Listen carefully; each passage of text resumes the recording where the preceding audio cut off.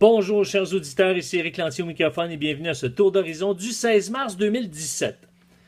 Comme vous le savez, le tour d'horizon s'adresse aux citoyens de bonne foi et aux gens de foi et a pour but de susciter des discussions avec les gens de notre entourage. Aujourd'hui, il est question d'un effet pervers de la légalisation de la drogue, de la légalisation de la marijuana, mesdames et messieurs. Il s'agit de l'intoxication au travail. Et oui, dans un article publié sur la plateforme du Huffington Post et qui s'intitule « Légalisation de la marijuana, des employeurs inquiets pour la sécurité en milieu de travail », eh bien, Louis Blouin nous dit dans cet article qu'il y a des employeurs au pays qui sont préoccupés par le projet de légalisation de la marijuana. Ils craignent que les travailleurs soient plus nombreux à se présenter au travail sous l'effet de la drogue et ils demandent à Ottawa de prendre des mesures qui s'imposent. Selon Derek Hines, directeur général des employeurs des transports et communications de Régie fédérale, eh bien, il va nous dire que nous pensons qu'il faut ralentir le processus et entamer une discussion à propos de l'usage de la drogue et de l'alcool au travail.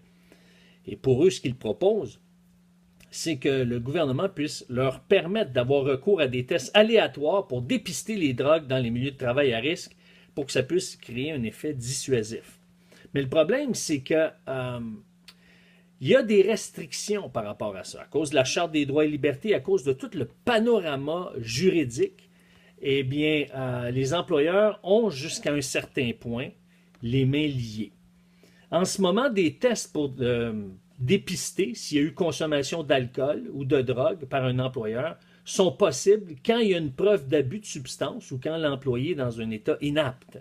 Ce n'est pas toujours facile à détecter parce que, par exemple, si on soupçonne que l'employé est en état d'intoxication, eh bien, il n'y aura pas nécessairement les yeux rouges parce qu'aujourd'hui, il y a de très bons clarifiants et qui fait que les yeux ne sont pas nécessairement rouges après avoir consommé du cannabis.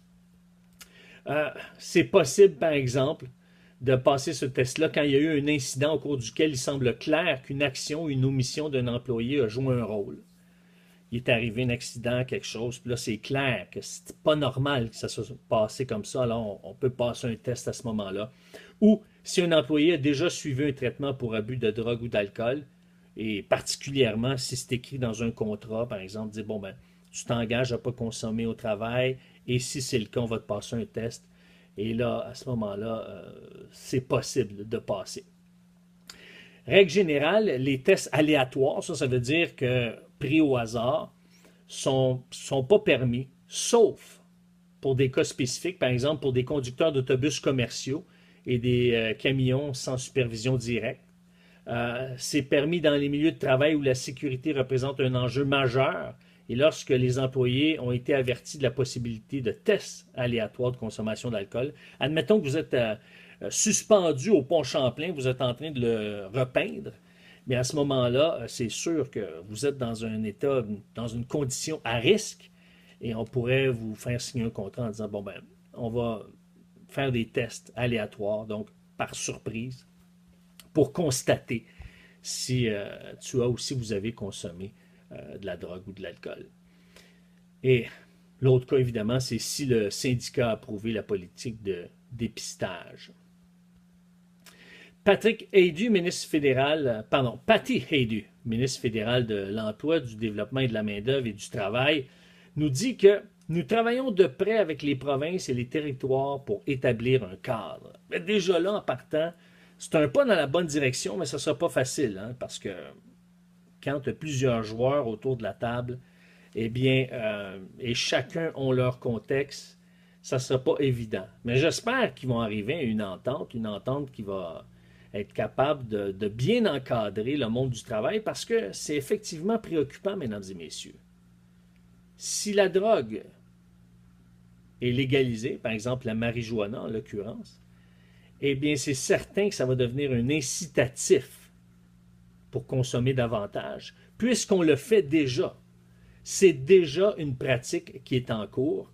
Ce qu'Éric Ferron nous dit, c'est qu'il y a 10% des travailleurs qui sont sous l'effet de drogue illicite en milieu de travail. Et ça, c'est intéressant. Il a mentionné ça dans un colloque qui a été justement organisé par le CSST. C'est vraiment préoccupant, mesdames et messieurs. Ce que nous dit l'article du Huffington Post, c'est que le monde syndical appelle le gouvernement à la plus grande prudence. Eux autres, c'est sûr qu'ils vont aller dans la direction inverse des employeurs. Et ce que Jean Lacharité, le deuxième vice-président de la CSN, pense, c'est qu'il faut y aller avec beaucoup plus sur la question de sensibilisation et de prévention, plutôt qu'un encadrement rigide, législatif, avec des tests dont on n'a pas nécessairement confiance en la fiabilité. Ce qui arrive, mesdames et messieurs, c'est que on peut faire l'un et l'autre. Oui, on peut y aller avec la sensibilisation, puis la prévention, puis des petites vidéos, puis des rencontres, puis des dépliants, puis c'est correct. Mais je crois que ça prend les deux. Si on est vraiment préventif, ça prend les deux. Il ne faut pas être juste préventif à l'égard des employés, mais il faut que l'employeur soit préventif en ce sens que il faut qu'il s'assure que le travail soit bien fait. Pourquoi? Parce que justement, Sophie-André Blondin, dans une entrevue, elle avait en ondes Éric Ferron, qui est venu parler de ce phénomène-là, de cette problématique-là. Et elle nous dit que 20% des accidents de travail seraient liés à l'alcool ou aux drogues. C'est ce que Éric Ferron a révélé à Sophie-André Blondin. 20% des accidents de travail seraient reliés à l'alcool ou aux drogues. Ça veut dire un accident de travail sur 5. C'est beaucoup, mesdames et messieurs.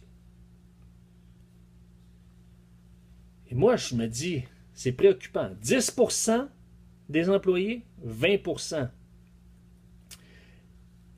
sont des accidents reliés aux drogues et à l'alcool.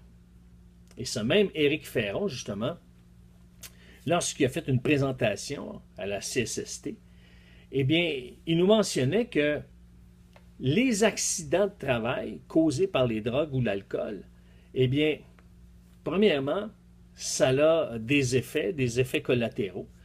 Il y a une augmentation des conflits de travail, il y a une augmentation d'absentéisme, il y a une augmentation au niveau des réclamations d'indemnisation à cause des accidents. Donc, les assurances vont réagir. Donc, qu'est-ce qu'ils vont dire les assurances? Plus que de réclamations, et spécialement si c'est causé par les drogues, eh bien, ils vont augmenter. Ou même, ils vont peut-être cesser de couvrir ces entreprises-là ou certains milieux de travail. Donc, il y a des coûts reliés également aux consultations, parce que si quelqu'un consomme en travaillant, c'est qu'il y a une problématique à assurer. Ça cause aussi l'augmentation des vols, réduction de la performance, diminution de la productivité. Et il y a également d'autres coûts, des coûts qui sont reliés au litige, parce que si quelqu'un perd son emploi ou est suspendu à cause de ça, eh bien souvent les employés vont réagir pour essayer de protéger leur acquis. Et donc, c'est une problématique, mesdames et messieurs. Je vous mentionne tout ça, pourquoi? Parce que certains vont dire, non, c'est simple la légalisation de la marijuana. Tout le monde fume déjà. Je vous l'ai déjà mentionné, il y a eu une augmentation de consommation depuis que c'est légalisé au Colorado. Et donc, il ne faut pas se fier sur le Colorado pour dire que ça va aller mieux. Augmentation des frais de santé également, augmentation des accidents sur la route à cause de la consommation de drogue, justement. Et ça, c'est un autre problème qu'on pourra en reparler plus tard. Mais tout ça pour vous dire que tout est interrelié. Pourquoi? Parce que il y a des effets collatéraux à légaliser le cannabis. Et malheureusement, il y a beaucoup de gens qui vont simplement dire, bof, de toute façon, on fume déjà de la drogue. Il y a plein de jeunes qui fument de la drogue. On le sait. Ça se fait dans les parcs, les policiers arrêtent personne. Un petit joint de pote, ça fait du mal à personne, blablabli, blablabla. Et on fait juste regarder les effets ludiques, les effets récréatifs de la consommation de cannabis. Mais on regarde peut-être pas assez rapidement ou assez en profondeur les effets collatéraux.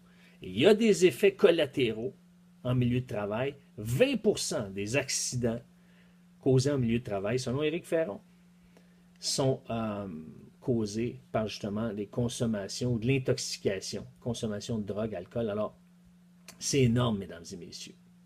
Et moi, quand je lis ça, quand j'apprends ça, je trouve ça déplorable. Et je suis content que, justement, les employeurs se mobilisent et demandent, réclament au gouvernement d'intervenir, d'agir. Vous, qu'en pensez-vous, mesdames et messieurs? Croyez-vous que l'intoxication au travail devrait être criminalisée, devrait être mieux encadrée? Est-ce qu'il devrait y avoir des pénalités légales, pas simplement un renvoi de l'emploi? Est-ce qu'il devrait y avoir des amendes de la part de l'État? Est-ce qu'il devrait y avoir des emprisonnements pour cas de récidive? Alors, croyez-vous qu'on devrait être plus sévère à l'égard des employés qui travaillent sous l'effet des drogues et alcool? Alors, je vous lance la question, mesdames et messieurs. Est-ce que ça vous inquiète? Est-ce que ça vous inquiète, la légalisation de la marijuana? Si oui, pour quelle raison? Eh bien, je vous invite à répondre sur la plateforme Éric Lantier, ériclantier.net. Et à ce moment-là, vous allez en bas de l'écran, vous répondez à la question et on va pouvoir débattre ensemble du sujet du jour.